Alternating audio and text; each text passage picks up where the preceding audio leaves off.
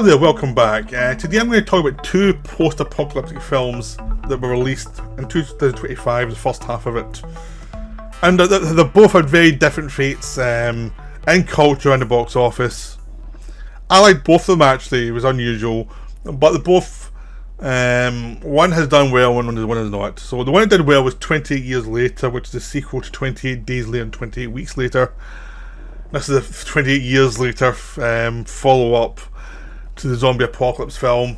And then there's In the Lost Lands, which is based on a George R.R. Martin film, George R.R. Martin story, that came out, died a quick death at the box office, was absolutely hated by like 90% of reviewers, and was just, and to be honest, it had a terrible trailer. Like, I'm not going to lie, the trailer was awful. I think the trailer killed this film before anyone else had a chance. So that really did not help it. Well, 28 Years Later, a really good trailer. So that was two big things that had, big differences they had first. So 28 Years Later was directed by Danny Boyle, who came back from, he directed 28 Days Later. He's kept out on 28 Weeks Later, which I really liked that film. And 20 Years Later he's come back, and Alex Garland, who wrote the first film, also come back. So it doesn't ignore the second film, but it walks back the ending a little bit, so it can do its own thing. But that doesn't matter, because he's still got a feeling of all three films count. Even though Garland is a bit sniffy with the second one, but Boyle wasn't, so it just depends. And I think it was just one of those things where I think Garland thought they moved so quickly into the second film that it was maybe too quick, I don't know. But Weeks Later was a good film. So this one is a follow-up. So it's like the zombie apocalypse has happened, or the rage virus apocalypse. It's spread from Britain into Europe a little bit, to Paris, but then they pushed it back. They killed the infected, and Britain was quarantined. That was the end of the second film. So now Britain's quarantined. It's the only area where there's now rage virus. They hope it is going to die out, but it hasn't died out. It's started to evolve. So that's why 28 Years Later is set there as the idea of this has evolved into something different. This is now something far different from what it was before. You still have some infected running around, and they feed on cattle because they're still human. They feed on raw flesh and cattle because they can't get humans anymore. So, but they've also evolved. Some of them become slow moving infected that live on the land and live on like bugs and things like that, and hope to get a human being once in a while. And there's also alpha zombies that are much faster, much more brutal, and dangerous, and they're the things that everyone avoids. But essentially people have learned to live on the land or live in cultures that are protected from the infected. It's kind of like the Zombieland 2, where Zombieland 1 had fast-moving zombies, and Zombieland 2 had the fast and slow zombies, variations of zombies. But all these films are all from Sony, so I don't think Sony's going to sue itself for a few shared ideas. Now, what really works with this film, actually what I like about both films is they're both long-term stories.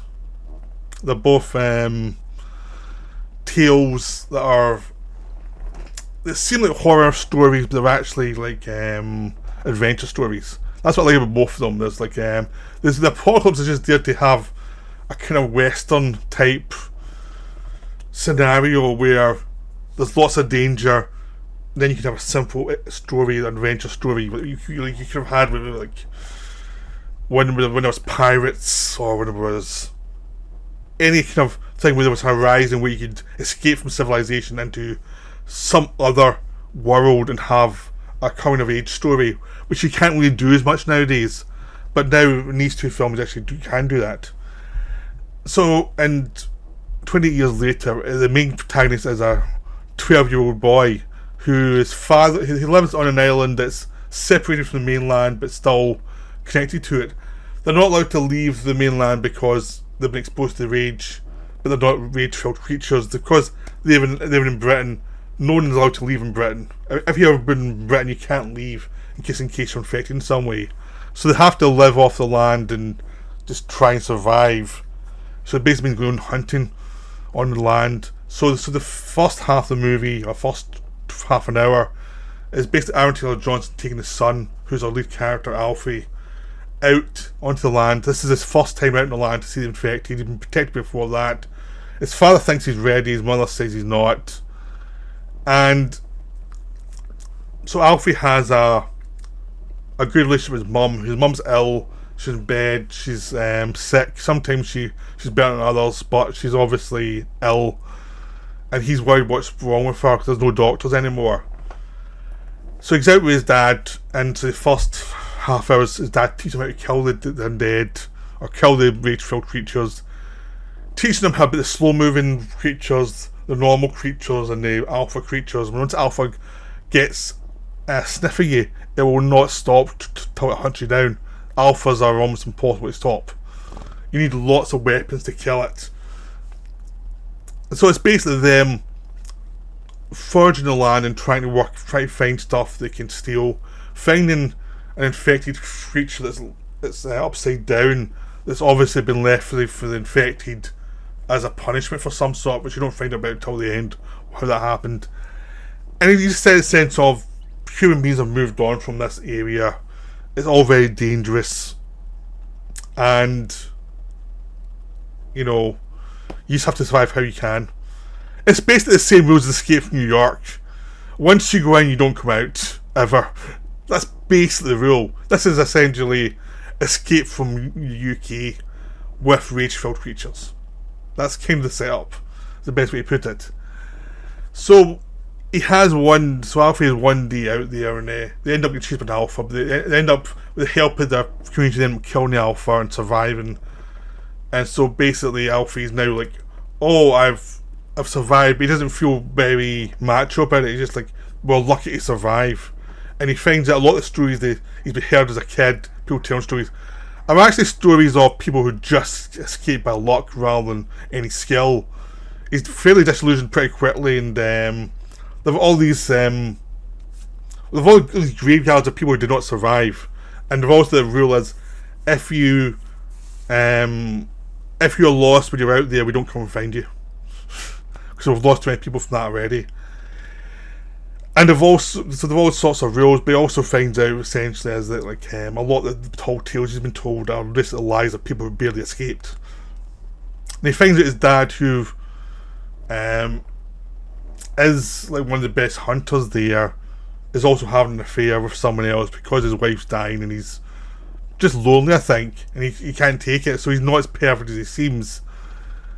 So Alfie has heard of this doctor that lives when the first are out, they see these flames from afar, and he asked Dad, what's that? And his dad said, I don't know, I've never been over there, which is obviously a lie, because he's been rampaging around for years. He's obviously been over there, and his son knows it's a lie. So he accepts the lie and moves on, and he's like, okay, that's obviously a lie, but we'll see. Then he talks to somebody when he's back about the flames, and he tells him that's a doctor who's everyone thinks he's gone mad.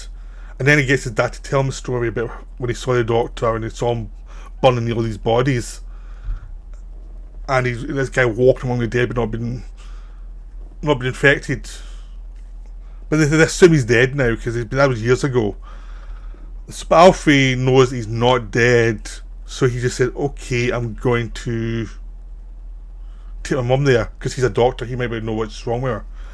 So he managed to sneak out with his mum, even though she's ill, and they do a trek through the landscape to find the doctor. So it's basically his tale of trying to help his mum survive this infected land, and it's about him learning about death and learning about life on his own. It's basically him confronting mortality.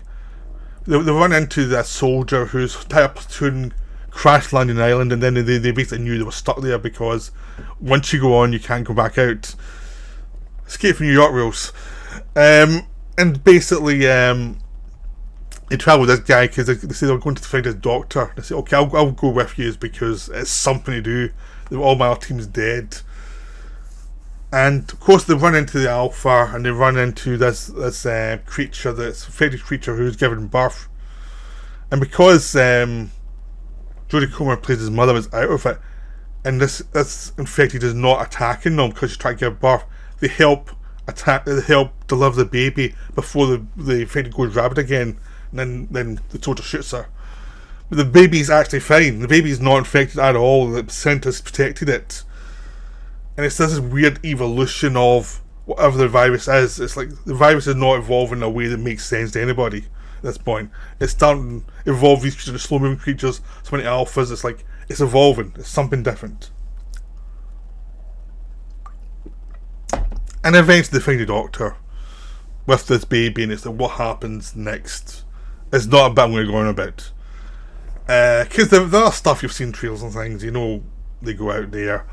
It is very moving, though. The actual resolution to the whole story is very moving. As it becomes a story of moving on from what you felt was safe. There is an ending that was a bit controversial for some people, and that's sort of like, that's what they're so annoyed at. That's just nothing. It's like a silly sequence. It doesn't really matter. But the film works really well. It is about a boy learning about mortality, learning about his parents not being perfect, all within a post-apocalyptic world. I actually liked this one the best of the three, because the funny thing was, the first one, I was like, well, this is Day of the Dead, but with rage monsters rather than, you know, zombies, but it's still based on Day of the Dead. It's still got a bunch of soldiers in a compound battling monsters for the apocalypse.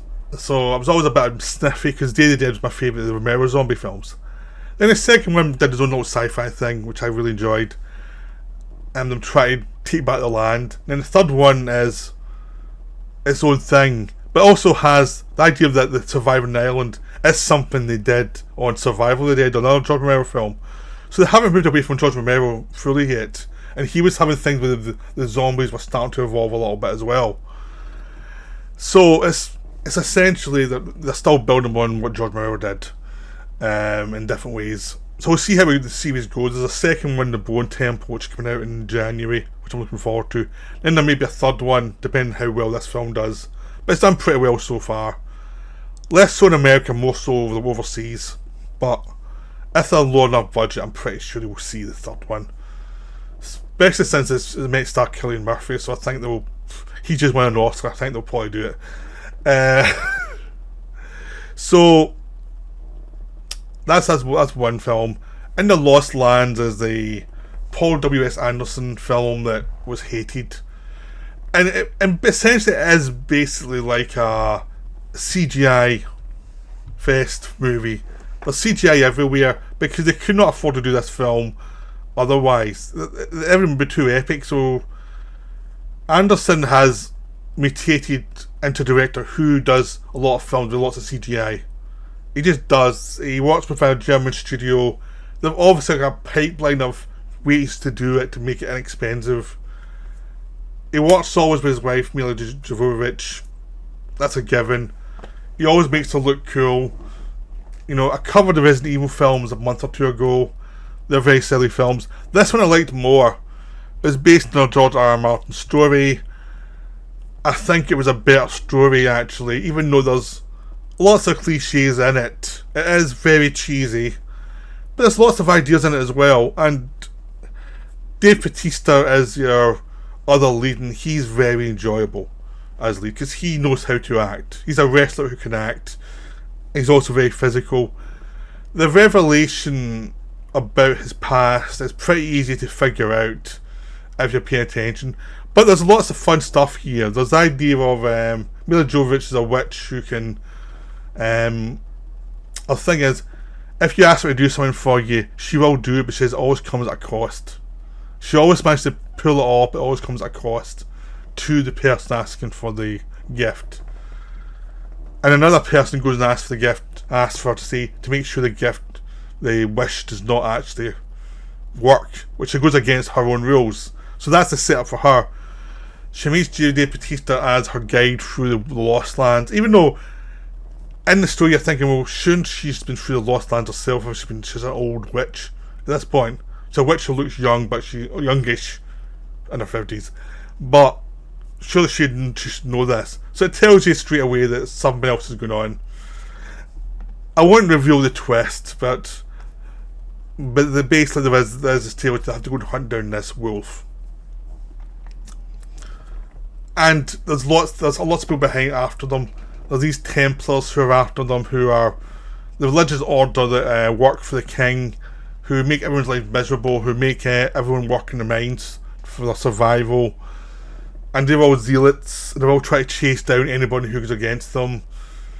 And there's lots of politics that play there as well. It's all very enjoyable, if really silly. And everything's basically a set-up for the next action scene, the next bizarre, over-the-top action scene where they're on trains, they're in bridges that are collapsing, they're dealing with these massive wolves that can kill hundreds, and there's a wolf slayer, and everything's done in CGI, and everything's shot so you know it's in CGI. There is a style to it though, the sense of, this is the world we're in, we set this up early and we're consistent with this world, so it's like, you knew from the trailers this was what it was. And because I don't really mind if it's a CGI world, if it's consistent, I can go with it. I can watch anything as long as it's consistent. So I don't have a snobbishness about CGI if it's used with consistency. It's just when it's used badly in a world where it's not totally consistent with the other stuff, it gets annoying for me. But I don't have this purist thing. I just see every bit of technology as something that's of use to the filmmaker. Every technique we've ever seen has always been viewed as a cheap get out at some point in their evolution. Like, most special effects are now revered, or in the past were like, oh, it's good special effects, but what does it add to the story? And it's like, everyone's always had this. It's nothing new with CGI. So it's a CGI world. It was consistent. I enjoyed it for what it was. It was nice, big, and silly. And the film itself is silly but enjoyable. But the thing I liked about it was genuine. It wasn't trying to be cynical. It wasn't trying to be anything what it wasn't. That was the thing I didn't like about the Resident Evil films. A lot of people felt they were being a bit cynical.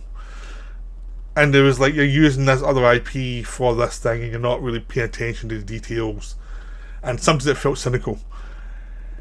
I mean, those films were all pretty brainless. And this film isn't the most intelligent either, but it is a genuine melodrama. It's a much better film than Resident Evil films.